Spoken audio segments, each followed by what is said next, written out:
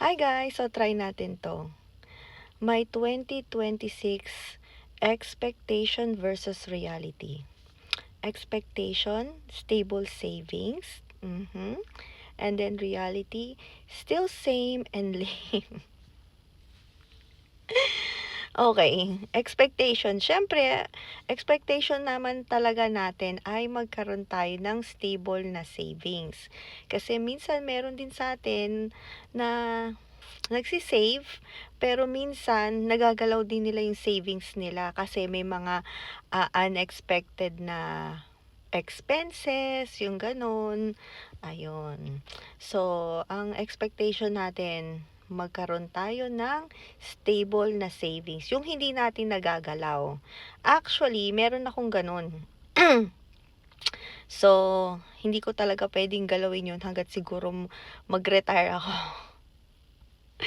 Yung 401k savings at saka retirement, ayan. So, hindi natin yan magagalaw. So, every paycheck, ayan, nagtatabi tayo ng mga ilang percent. So, hindi mo talaga puwedeng galawin yun. Tapos siyempre dito sa States, meron siyang, Social Security na deduction din na hindi mo rin puwedeng galawin hangga't age ka ata ng 64, parang gano'n. So, ayan. Para lang siguro 64 kasi para hindi ka yung parang may mga tax pa ata yun or gano'n something.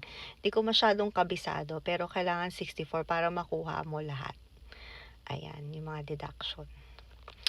So, yan. Kailangan talaga ang expectation natin sa buong year at mga susunod pang year, yung stable savings natin. Kasi kung regular na savings lang, feeling ko talaga magagalaw nyo yun. Kasi nga, mabilis mag-transfer.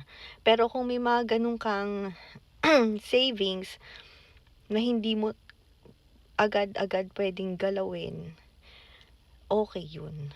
Ayan. So, siguro yun na yun, yung mga ganun. Mga 401k, mga retirement, ayan. Kailangan nyo talaga yan, guys. And then, reality, still same and lame. So, tuloy-tuloy lang pala hanggang susunod na taon. So, paano, guys? Antayin ko yung sa inyo, yung comment ninyo. So, ingat kayo palagi. Thank you guys for watching. See you guys next time. Ingat kayo. Bye-bye!